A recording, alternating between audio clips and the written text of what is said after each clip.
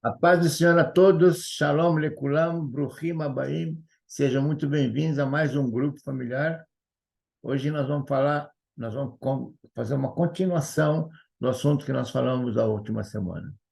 E antes disso, eu gostaria até de pedir para vocês, aqueles que não tiveram oportunidade de ver da semana passada, por favor, eu gostaria de pedir para vocês que vocês revissem, se bem que eu vou fazer uma recapitulação rápida, mas se vocês puderem rever aquele assunto abordado na semana passada, seria bom para que vocês pudessem aproveitar agora esse complemento. Muito bem. O que nós falamos na semana passada é Jesus na criação. Vocês já viram alguma vez Jesus em Gênesis, por exemplo? Vocês conseguem identificar? É isso que nós mostramos para vocês semana passada. Então, vamos fazer uma pequena revisão, tá? Uma recapitulação daquilo que nós falamos. Nós falamos de que existe o pecado original, e na passagem, exatamente quando Adão peca, e Deus chama ele para onde você está. Né? Onde estás? Aqui está. Tá vendo? Está no versículo 3, no versículo 9, né?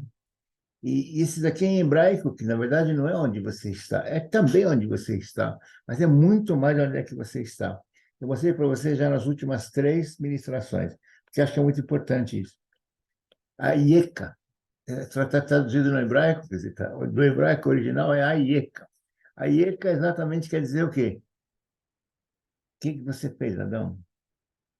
É um gesto de misericórdia, sabe? Como se Deus estivesse triste, porque ele está vendo que ia ter que castigar seu filho. Foi criado por Deus, a imagem e semelhança de Deus. Ele iria ter que castigar, porque ele colocou para ele uma opção, e ele escolheu a opção de comer do fruto proibido. Mas tudo bem, isso aqui foi uma situação que nós vimos na semana passada. Também nós falamos semana passada como é que nós devemos interpretar, ou então, na verdade, ler as Escrituras. E eu disse para vocês que as Escrituras, especificamente no hebraico, elas são muito ricas em informações. Quando você vai estudar baseado no hebraico, por isso que eu recomendo a todos estudar hebraico, vocês vão entender, vocês vão ver coisas assim que vocês nunca imaginariam só no português. Elas têm muitas palavras que são traduzidas de uma forma que equivocada. Não vou dizer que está errado, mas vocês vão ver, né? Eu acho que vale a pena vocês estudarem um pouquinho de hebraico. Então, nunca ler a Bíblia como se fosse um livrinho de histórias, como se fosse uma simples literalidade, sabe? Não é por aí que vocês vão conseguir se entender melhor. E nós começamos a examinar os versículos. O versículo 2, por exemplo, ele diz isso aqui, ó. E era, então vou lembrar aqui para vocês. Ve'ares haita tohu vavohu vechoshech al pene. No hebraico vocês estão entendendo mais ou menos, mas vou ler para vocês aqui traduzido para não perder muito tempo. E a terra era haita. Essa aqui a palavra haita está aqui, ó. Haita. Haita, na verdade, aqui está traduzido como era. E se você for ver no hebraico, você vai ver que melhor seria se tivesse sido traduzido como tornou-se, né? E por que eu fiz questão de colocar essa tradução assim? Porque aí você vai entender de que tudo indica que aquilo tudo já existia. Começa a pensar nisso aí. Então, é sem forma, quer dizer, torro, certo? O que é torro? Não é nada sem forma, é caos. Torro quer dizer caos, desordem. Vavorro, vazia, eles trouxeram a palavra vavorro traduzindo como vazia, só que, na verdade, não é vazia de gente, vazia de... Não, é sem a presença de Deus, é vazia de luz, certo?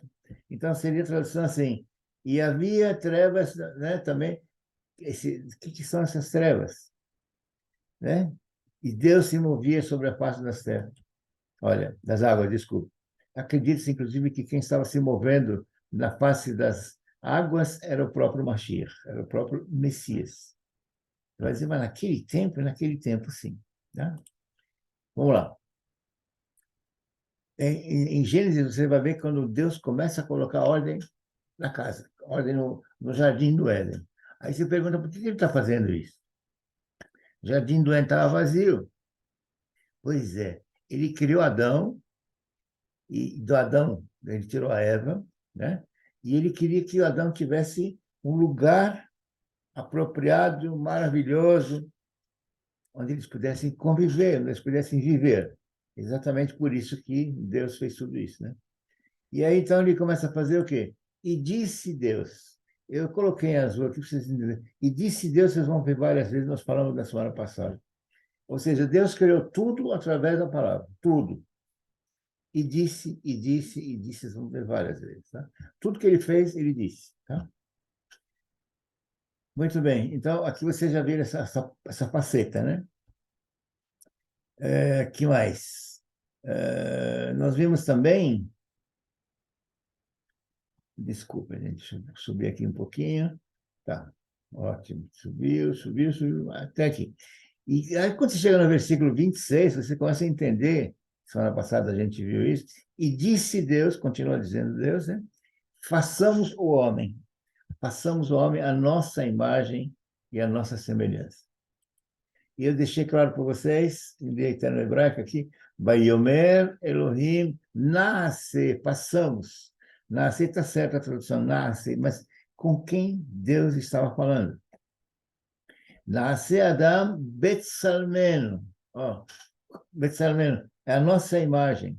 Aliás, falei para vocês que salmeno vem da palavra, quer dizer, xerox vem da palavra salmeno em hebraico, certo?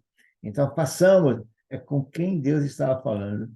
E semelhança é demut, ou seja, você pode reproduzir alguma coisa semelhante, pode ser de um abstrato qualquer.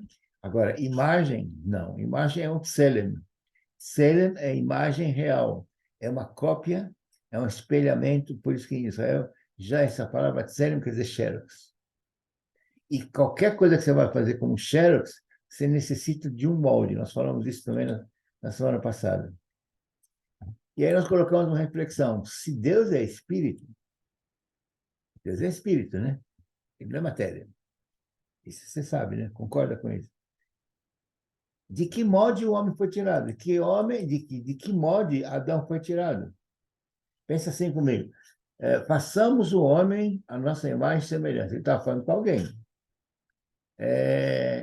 Se Deus é espírito, então não foi de Deus que foi tirado o molde. Aliás, não tem como tirar o molde do espírito. Então devia ter alguém que pudesse ser tirado o molde. E aí nós colocamos para vocês pensarem um pouquinho, né? Mas de repente eu coloquei para vocês João 1, João 1. No princípio era o verbo, e o verbo estava com Deus, e o verbo era Deus. Todo mundo sabe que aqui nós estamos falando de Jesus. Ele estava no princípio. Como é que começa a palavra de Deus na Bíblia? No princípio, Deus criou os céus e a terra, não é isso? Então, princípio. Ele estava no princípio com Deus.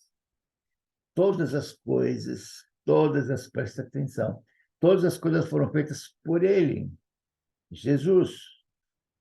E sem ele, nada do que foi feito se fez. Nele que estava a vida, e a vida era a luz dos homens. Jesus disse, né? Eu sou a luz da vida, não é isso? Quem me segue não andará em trevas. É o que está escrito aqui, ó. Então, gente, nós deixamos claro para vocês de que Jesus estava desde o princípio, e aqui nós estamos nos referindo ao molde de Jesus. Adão foi feito no molde do próprio Jesus. Aliás, se vocês pensarem um pouquinho, é por isso que ele é chamado de último Adão. Certo? Adão foi feito à imagem e semelhança de Deus. Deus moldou ele do barro, soprou nas suas narinas o quê? Ruach. Ruach é espírito, né? Vento, sopro, mesma palavra. E aí o homem se tornou o quê? Uma alma vivente. Por isso que a gente já disse para vocês várias vezes, nós somos constituídos de três em um. Nós somos uma alma que habita nesse corpo, num corpo, e que tem também espírito, que é a ligação nossa com Deus. Muito bom. Passou um tempinho com Adão, Deus nota que ele estava sentindo só. Não é isso? Já falamos sobre isso também, mas o interessante é que nós deixamos vocês pensarem no assunto, ele estava sentindo só, ele estava com um sentimento de faltou alguma coisa para ele. Mas para que isso? Ele foi criado com esse sentimento. Adão foi criado com esse sentimento. Lembra? Guarda isso aqui, né? Ele foi criado com esse sentimento. Então, Adão era um ser de luz. Adão foi feito no molde do Criador. Então, era luz. Por isso, Adão era perfeito, glorioso. E também era um ser de luz. Tá? Por isso, sabe por quê que ele não enxergava o corpo dele, não conseguia ver o corpo dele? Porque era luz. Né? E o pecado, nesse tempo todo, ele ainda não havia entrado dentro dele, não havia. O pecado não estava dentro dele ainda, por isso que ele não conseguia olhar o seu corpo, certo? Nem ele, nem a Eva. De quem ele herdou, então, esse sentimento de completude? Ele queria se completar com alguém, né? Ele sentiu falta de alguém, por isso que Deus fez a Eva. Sabe de quem? Do Mashiach, do Messias. Que ele foi usado no molde do Messias. Hum. Da mesma forma, nós fomos criados para sermos a noiva de Jesus. Tudo isso nós mostramos na semana passada. Jesus era considerado o último Adão, como disse para vocês. E ele tem um desejo, Deus tem um desejo assim, é ver a sua noiva, seu filho, de volta para casa. Sabe, quando Deus expulsou Adão e Eva, foi um momento triste. Vou mostrar para vocês isso hoje.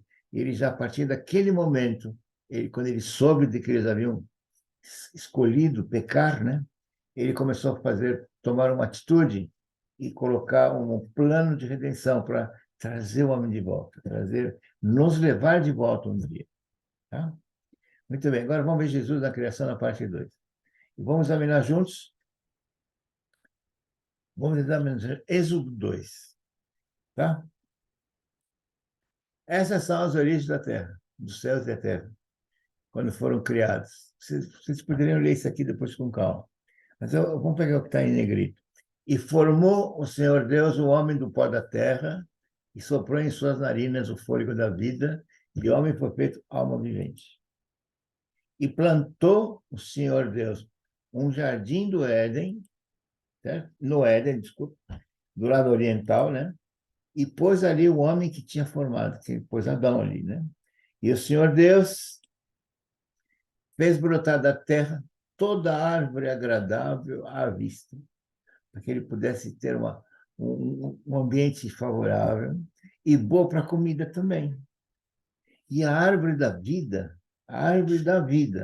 estava no meio do jardim. E também a árvore do conhecimento do bem e do mal. Então Deus fez tudo pronto para que eles pudessem viver de uma forma mais harmônica possível, mais feliz do mundo, onde eles não olhavam o pecado porque eles não tinham noção do pecado. Eles não tiveram contato com o pecado. Né? Então, o conhecimento do bem e do mal, eles não tinham acesso. Por isso que Deus proibiu acessar isso. Aí você pode até me perguntar hoje, né? Mas por que Deus fez isso? Né? Ele poderia simplesmente não colocar essa árvore pronta, não é isso? Poderia mesmo, né? O que você acha? Poderia? Deus, pela sua maravilhosa benevolência, ele quis dar para o homem a faculdade da escolha. Ele quis dar para o homem a livre escolha. Por isso que ele colocou isso também e disse para o homem: essa árvore você não pode comer, senão você vai morrer. Qual que é o salário do pecado mesmo? Vocês lembram? A morte. Por isso que nós estamos aqui para pagar o quê? Os nossos pecados. Mas nós quem? Eu não sou Adão, não sou Eva.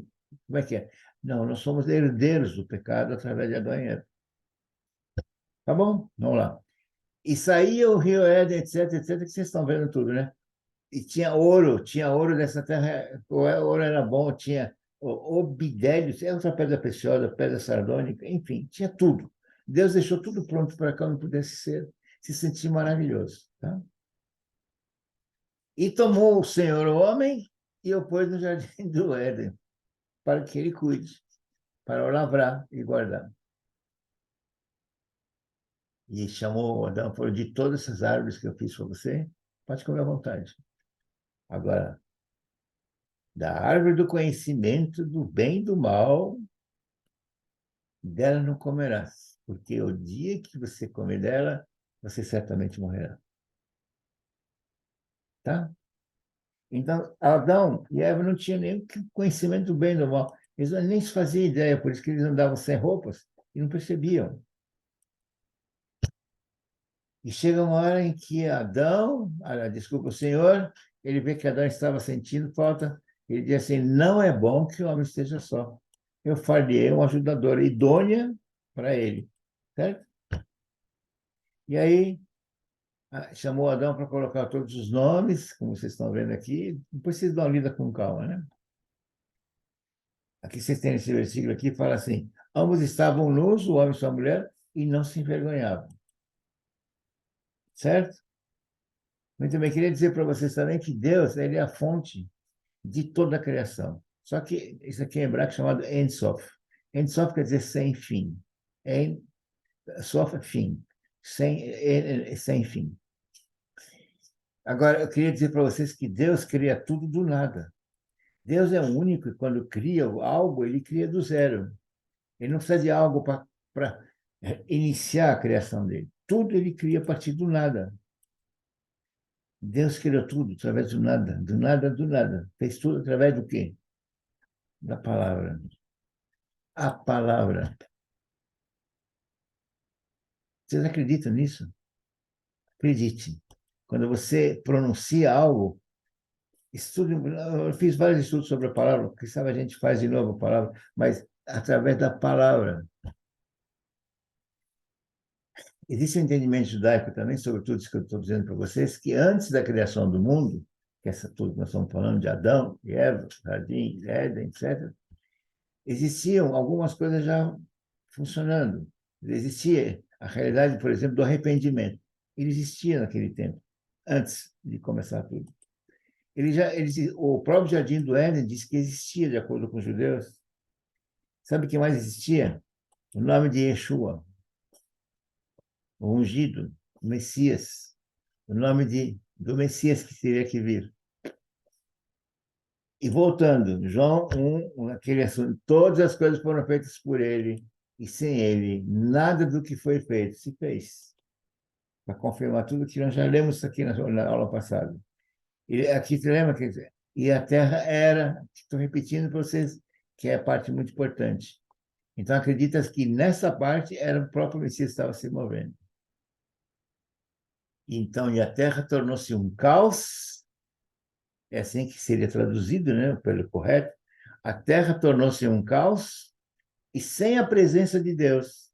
Estava vazia de luz. É isso que quer dizer esse versículo, essa parte. Vou repetir. E a terra tornou-se um caos. Portanto, a terra existia, tornou-se um caos e sem a presença de Deus, vazia de luz. E havia a presença do mal sobre o abismo. E o Messias se movia sobre a face das águas. Repetindo. E a terra tornou-se um caos e sem a presença de Deus, vazia de luz. E havia a presença do mal sobre o abismo, e o Messias se movia sobre a face das águas. O Messias sempre esteve presente, gente. Jesus sempre esteve presente. Vamos ver mais um pouquinho aqui. Gênesis, vamos no capítulo 3 já. E vendo a mulher que aquela árvore era boa para se comer, você vê que isso aqui foi uma atração que ela sentiu em função do que a serpente causou nela. Causou nela, olha que legal, aquela árvore é bacana, dá vontade até de comer, né? E agradável aos olhos. Olha só o que ela fez, né? A árvore é desejável até para dar entendimento, porque a serpente falou para ela, não, Deus não quer que você coma, porque senão você vai saber tanto quanto ele. Não é isso? Então, deu para ela vontade de conhecer e de comer do fruto. Então, ela tomou o fruto, comeu e deu também para Adão. Ele também comeu. Você vê que interessante aqui? Então, coloquei em vermelho, assim que eles comeram, foram abertos os seus olhos de ambos, os olhos, e conheceram que estavam nus. Veja, aquilo que eles não tinham ideia que fosse, de repente, assim que eles comeram, claro, entrou dentro deles, eles colocaram para dentro, né? O conhecimento do bem e do mal. A partir daquele instante, eles começaram a ver a sua nudez também. Tanto que eles cozeram folhas de figueira, enfim, depois vocês veem. E aí Deus chama Aieca. Isso é a maior prova que existe do rompimento de Deus com o ser humano, não é com Adão só. Adão, em hebraico, Adama. Adama é terra, ele foi feito da terra, mas Adam, Bene Adam é ser humano, certo? Filho de Adão. Então, na verdade, aqui é uma prova de rompimento do ser humano com Deus. Ok? E Deus falou para ele: o que você fez? Aquilo que eu falei de vocês. Onde você está? Quer dizer, né? Então, Adão disse para ele: você comeu? Eu não consegui porque eu estava nu. E por que mostrou para você que estava nu? Você comeu da árvore que eu te falei que não pode? A mulher que você me deu, Senhor Deus, ela que me deu da árvore. Ela que me deu, eu comi. Foi ela. Aquela mulher que você me deu. Ou seja, não fui eu. Saiu fora. Aí disse a senhora mulher: por que você fez isso? E a mulher disse: a serpente que me enganou. É a serpente que me enganou, não fui eu, ela que me enganou. Imediatamente, olha, isso aqui é versículo 13. No versículo 14, fala: então o Senhor Deus disse à serpente, presta atenção, porquanto você fez isso, você será maldita, etc, etc, etc. E no 15 ele diz: porém inimizade entre ti e a mulher, e entre a tua semente e a sua semente da mulher. Esta te ferirá a cabeça e tu lhe ferirás o calcanhar. O que quer dizer esse versículo? Eu já expliquei isso aqui algumas vezes, mas vou tentar repetir. Vocês lembram? Eu acho que vocês lembram, mas senão vou dar uma recapitulada rápida. Eu colocarei inimizade entre ti, serpente, e a mulher. De que mulher que você está falando? Aqui da Maria. Entre a tua semente, que vier de você, serpente, e a sua semente. Quem é a semente da mulher? Jesus. Esta te ferirá a cabeça, Jesus, e tu lhe ferirás o calcanhar. Estão falando de Jesus. Então, imediatamente, vocês percebem que aqui não teve nem intervalo, imediatamente, Deus coloca em ação seu plano de redenção ao homem. O que prova a existência de Jesus já na criação e a misericórdia tão grande que Deus tem em cima de nós, para nós, e o amor tão grande que Ele tem por nós. Nem poderia ser diferente. Ele nos fez a imagem e semelhança dele, certo? E a partir desse momento, Deus começa a inspirar os profetas do Antigo Testamento a começar a anunciar a vinda de um Messias. E aí vocês podem ver que 700 anos antes da vinda de Jesus, Deus prepara a humanidade para esse momento através das profecias e tudo aquilo que Jesus veio cumprir. E vocês podem pegar as profecias e vocês vão entender que tudo que foi profetizado aconteceu de verdade e está tudo descrito no Novo Testamento. Então, em resumo, o que é o Antigo Testamento e o Novo Testamento? O Antigo Testamento, gente, ele diz aquilo que vai acontecer, baseado na inspiração que Deus deu aos profetas. E o Novo Testamento, ele confirma tudo aquilo que aconteceu, que foi previsto e já aconteceu. Então, onde estão as profecias? Em todo o Antigo Testamento. Eu recomendo, inclusive, que vocês não deixem de ler Isaías 53. Se vocês forem pegar e ler, vocês vão ver que ali é de uma forma inequívoca que se tratava de Jesus. A descrição, 700 anos antes, deixa, sem nenhuma dúvida, deixa claríssimo que está sendo falado de Jesus. Ele que passou por isso tudo. Certo? Por isso que, inclusive, o Isaías 53 foi eliminado do serviço da Torá, aos sábados à tarde, na Haftarah. Tá? Muito bem, então qual é o propósito da vida segundo a Bíblia? Vocês têm uma ideia? Tem muita gente que fala assim, não, o propósito da vida é eu crescer na vida, eu comprar mais imóveis, eu ficar rico, eu pegar mais dinheiro, eu pegar não sei o quê, papi, né? A gente pensa que o sentido da vida é esse, né? Realizar o sonho de ter isso, ter aquilo.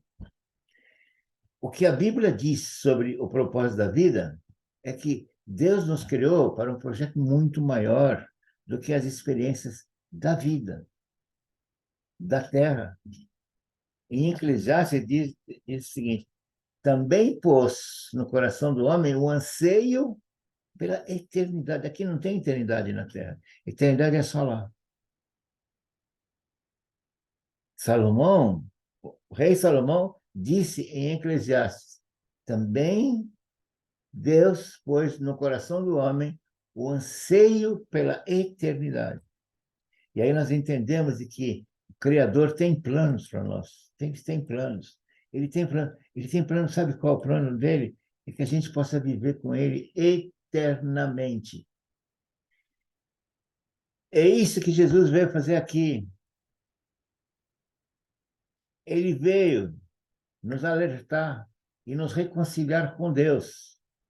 Reconciliar. Nós vamos falar já já sobre isso.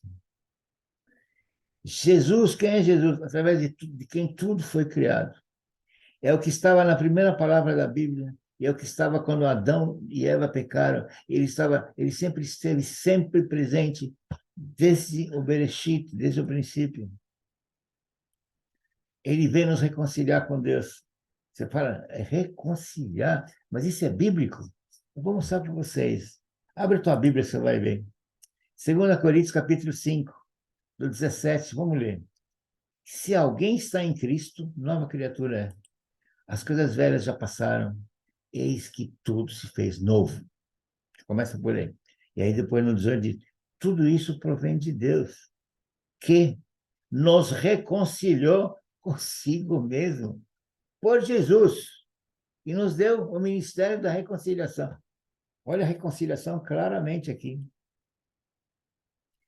Isto é, Deus estava em Cristo, reconciliando consigo o mundo. Como que ele fez isso? Não lhes imputando os nossos pecados, os pecados de cada um. Através de Jesus, Jesus veio pagar para que a gente não pagasse e que a gente voltasse a viver com ele. Se a gente aceitar, claro. Aliás, às vezes eu me pergunto se alguém não aceita, vocês vão analisar sozinhos. É. E pôs em nós a palavra da reconciliação. Vale a pena ler de novo. Desculpa, gente, pelo horário, mas vale a pena. Tudo isso provém de Deus que nos reconciliou consigo mesmo por Jesus Cristo. E nos deu o ministério da reconciliação. Deus estava em Cristo, reconciliando consigo o mundo. Não é só nós, não. Não é só os evangélicos. Não, o mundo. E pôs em nós a palavra da reconciliação. De sorte que somos embaixadores da parte de Cristo. Tá? Rogamos, vós, rogamos vocês, da parte de Jesus, que vocês se reconciliem com Deus. Rogamos, eu rogo vocês em nome de Jesus, que vocês todos se reconciliem com Deus. Deus nos quer de volta, gente. Deus me quer, Ele te quer de volta. Aquele que não conheceu o pecado, o fez pecado por nós, para que nele fôssemos feitos justiça de Deus. Então, quando é que Jesus virá para nos reconciliar com Deus, você sabe? Quando ele vai vir buscar? Quando ele vier buscar a noiva. Você e eu somos a noiva de Jesus. Sabe quando ele vai vir? Não sei, mas ele não vai demorar. Eu tenho esse sentimento. Ele não deve demorar. E quero lembrar para vocês que ele sempre está preparando um lugarzinho para nós. Para tudo isso, ele mandou quem? O seu filho único, unigênito, para pagar os nossos pecados, os seus e os meus. e nos reconciliar com Deus. Quer ver onde está tudo isso também? Ao nos deixar, quando Jesus esteve aqui, né, em vida conosco, quando ele se fez para vir aqui conosco, se fez ser também humano, e na hora que ele estava nos deixando, ele disse: acompanha comigo, isso é muito importante. Não se turbe o vosso coração, crede em Deus, crede também em mim. Na casa do meu pai tem muitas moradas. Se não fosse assim, não teria dito a você. Eu vou preparar-vos um lugar. Está escrito aqui. Eu vou preparar-vos um lugar. Sabe o que mais ele disse? Eu virei outra vez e vos levarei para mim mesmo, para que aonde eu estiver, vocês estejais também comigo. Jesus está do lado do Pai, à direita do Pai, não é isso? À destra. Ele quer que a gente vá junto. Ele quer que a gente se reconcilie com o Pai. Está claro para vocês isso? Não? Ele veio para isso, para nos reconciliar com o Pai. Porque o Pai nos quer de volta. Afinal, nós somos a noiva do Filho dele. E o Filho dele nos ama. Você tem alguma dúvida que Jesus te ama? Você tem alguma dúvida que Jesus me ama? Não tenha dúvida, é bem isso. O que ele quer? Ele só quer que você fale, amém, concordo, quero, eu aceito, Senhor Jesus.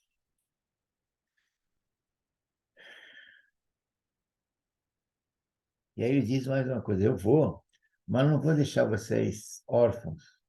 Aquele Consolador, o Espírito Santo, que o Pai vai enviar em meu nome, ele vai, ele vai ensinar vocês todas as coisas, e vai fazer vocês lembrarem daquilo que eu tenho dito para vocês. Onde que está o Espírito Santo? Está dentro de você, está dentro de mim. Ele vira e mexe, ele nos acorda, dizendo, ó oh, Jesus, ele te lembra algum versículo, ele pega a Bíblia, você, eu acordo, muitas vezes acontece comigo, eu acordo de madrugada, porque eu lembrei de um versículo, aí eu pego a Bíblia e começo a ver, e aí eu começo a fazer as minhas anotações, especialmente nos dias de pregações, nos dias que eu preparo esses estudos. É muito lindo, é muito lindo. Vocês entenderam? Aquele Consolador, o Espírito Santo, ele ficou para nos lembrar de Jesus o tempo todo. E ele te lembra também. Às vezes você se faz de conta que você não entendeu, mas ele está nos lembrando de Jesus o tempo inteiro. Ok? Era isso que eu tinha que falar com vocês. Muito obrigado. Em nome de Jesus. Feche seus olhos, por favor. E põe a mão no teu coração, põe a mão no teu coração.